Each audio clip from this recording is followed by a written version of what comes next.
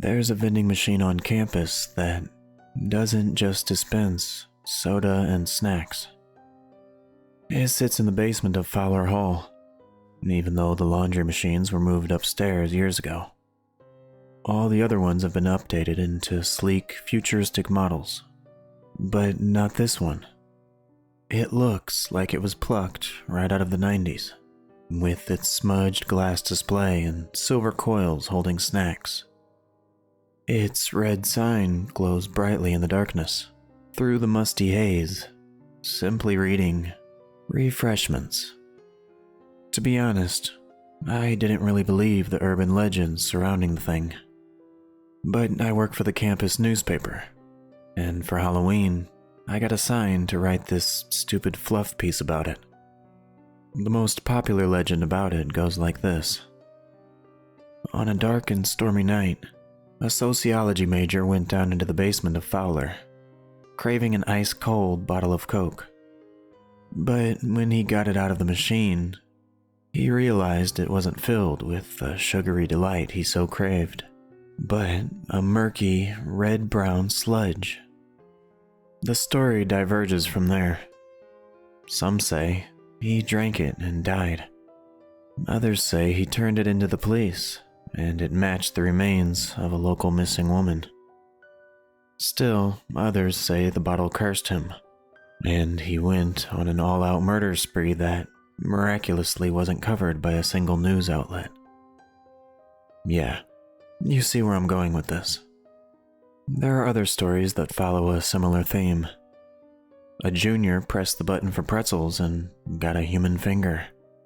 Or she got a cursed knife and cut off somebody's finger. Or her own finger got cut off when she pushed the flap to retrieve her drink. It depends on who you asked.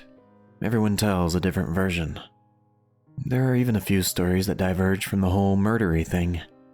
Some CS majors told me if you pressed a certain code into the keypad, the vending machine would slide away and reveal a secret room. Of course, none of them could decide on what the code actually was. Yeah, I didn't believe any of this stuff for a second. My final bit of research, though, was to actually go down there and use it myself. So there I was, standing outside of Fowler Hall, a little past 10 p.m., coins jingling in my pockets. "So, what do you think you'll get?" Brianna asked me. She worked on the newspaper with me, and believed all the stories. Apparently, one of her sorority sisters knew the girl who got the finger, or lost her finger, or whatever. "I think I'll get a nice, refreshing root beer," I replied with a smile. Then I cupped my hands over my mouth. "Oh, I shouldn't say that.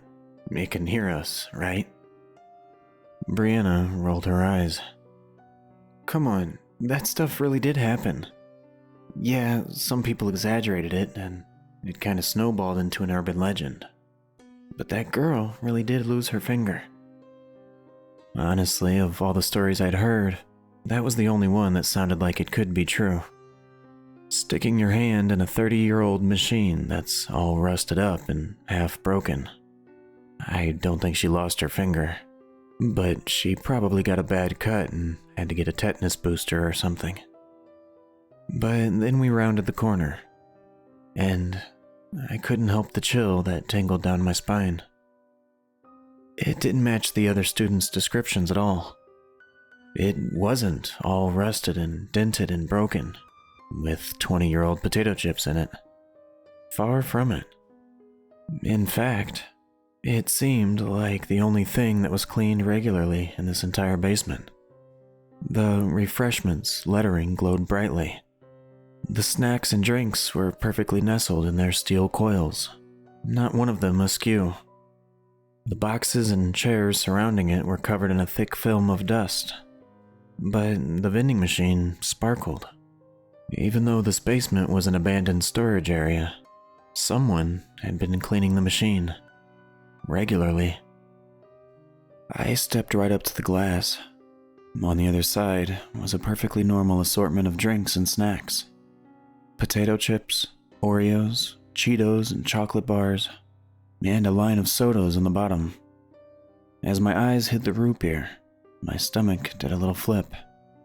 I drank that brand of root beer, so I was all too familiar with the advertisement on the wrapper. The one with the stylized Dracula, offering a chance to win free Six Flags tickets. That was from Halloween, this year.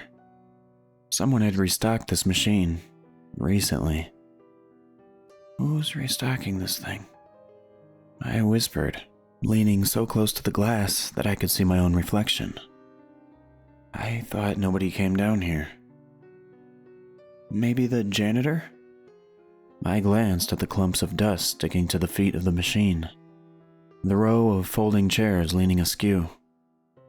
I don't think they really come down here. Well, are you going to get something? Brianna cocked an eyebrow at me. Or are you scared? Of course I'm not scared. I reached into my pocket and pulled out 7 quarters, $1.75. Then I plunked each one into the coin slot. Clink, clang, clack. I listened to each one clink deep inside the machine. Then I slowly lifted my finger up to the keypad and pressed F6. The machine rumbled softly. My eyes shot to the coil, slowly unwinding to let the root beer fall. I watched that stupid, stylized Dracula face as the bottle teetered on the edge, and then plunged into the bin below. Thump. I stood, frozen, staring at the little black flap, at the 4 letters engraved in the plastic. P-U-S-H. What are you waiting for? I'm thinking, I snapped back. You're scared. She let out a giggle. No, I'm not. I shook my head. Whatever. I crouched down until the flap was nearly at eye level. Then I reached out and pushed my hand through the flap. The metal interior was cold against my skin. I felt around, reaching for the bottle. Huh? Where is it? My heart beat faster as my fingers stretched out against all the sides. I didn't believe those legends, but I also didn't like blindly groping around in this little metal box. What if there was like a dead mouse in there, or something sharp? I reached in further and froze. Something touched me. Oh God, something touched me. I yanked my hand out, the push flap swinging in the darkness, backing away from the machine. There a problem? Something touched me. Oh, so now you believe the stories, huh? I'll get it for you.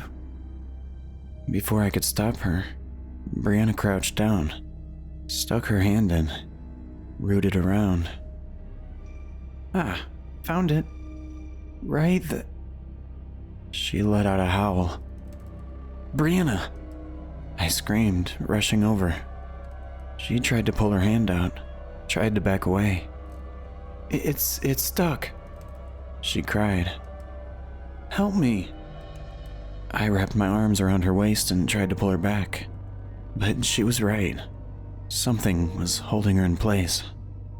Or, oh God, someone? I dug my heels into the carpet, pulling with all my strength, but she didn't budge. I glanced at her arm. The flap was nearly at her elbow now, like something was pulling her in. And then I heard laughter. The blood drained out of my face.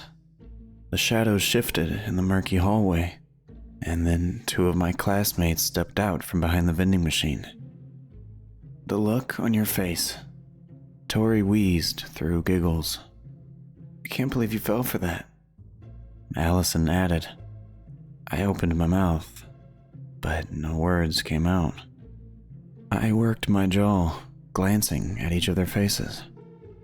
Even Brianna was in hysterics now. Why would you do that? I asked, finally, in a weak voice. Oh, come on, it's just a prank, Brianna said. And now you've got something to write about. You're not mad, are you? Allison asked with fake concern. Hot tears were welling in my eyes, but I blinked them away. How could I be so stupid? A cursed vending machine? Really? All the people who told me those stories, they must have been in on it too. I should have known joining the newspaper was a bad idea. Half the team were mean girl types. In Phi Gamma, whatever. Of course, they would do something like this. Bitches. Of course I'm not mad, I said, plastering on a fake smile. That was really funny. You totally had me. Disappointment flickered across Brianna's face. Then she quickly recovered. Well, we need to get going if we're to make Charles' party, she said. You coming with? I shook my head. I watched as the three of them, tall, blonde, almost comically Barbie-like, walked down the hallway and disappeared around the corner. Then it was just me and the vending machine. I poked my head around the back. The lock on the back door was rusted and mangled. Probably didn't even work. The cavity where the drinks would fall out opened up back here too, which is how one of them leaned in to grab Brianna's hand. The root beer I'd paid for sat forgotten on the ground. I leaned over and picked it up. I walked back into the hallway and sat down on the floor, twisted the cap off, listened to the hiss of air escaping. The red glow of the refreshment sign spilled out onto the dusty carpet. Tears fell from my cheeks as I lifted the bottle to my lips. But as soon as the root beer hit my tongue, I realized something was wrong. A soft thump sounded from the machine. Too soft, too metallic to be a bottle of soda or a bag of chips.